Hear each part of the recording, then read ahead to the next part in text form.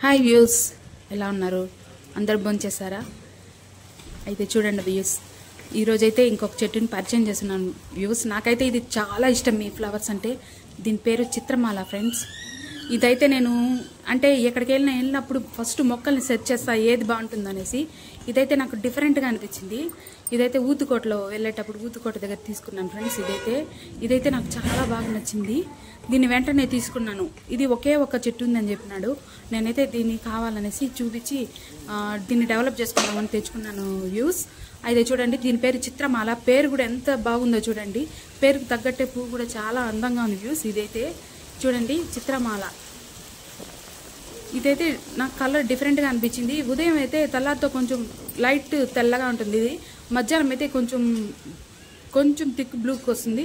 సాయంకాలం అయితే కొంచెం ఇంకొక కలర్ వస్తుంది ఫ్రెండ్స్.